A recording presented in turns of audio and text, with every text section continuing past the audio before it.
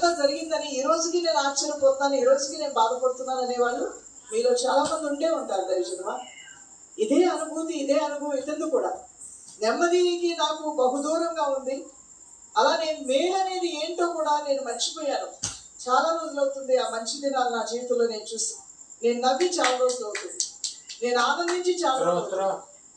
అసలు ఆ సంతోషం, ఆ ఆనందం, ఆ నెమ్మది అనేది ఏంటో నా జీవితంలో మరుగైపోవటం వల్ల ఒక మరబొమ్మలాగా భూమి మీద చావలకు బతుకుతున్నట్లుగా నేను బతుకుతున్నాను అనుకునే వాళ్ళు కూడా ఎంతో మంది ఉంటారు.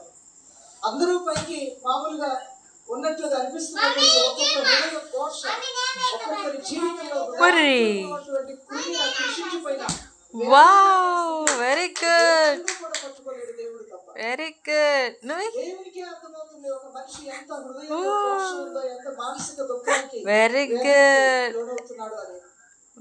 వలేసినవే. ఏ దేవునికి అయితే అర్థమవుతుందో నీ కష్టం, నీ బాధ, నీ శ్రమ, ఆ దేవునికి వెళ్ళి నీ మొరలు ఈ విధంగా ఉపవాస ప్రార్థనలు చెప్పుకోవడం నీకు ఎంతైనా మేలు అంటారు. హల్లెలూయా.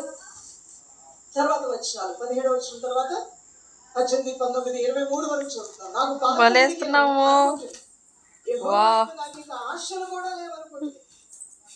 నేను ఎంతో కష్టపడి నేను బలవంతున్నే ఒకప్పుడు, కానీ ఆ బలం పోయింది, ఆ జ్ఞానం పోయింది, ఆ ఉత్సాహం పోయింది.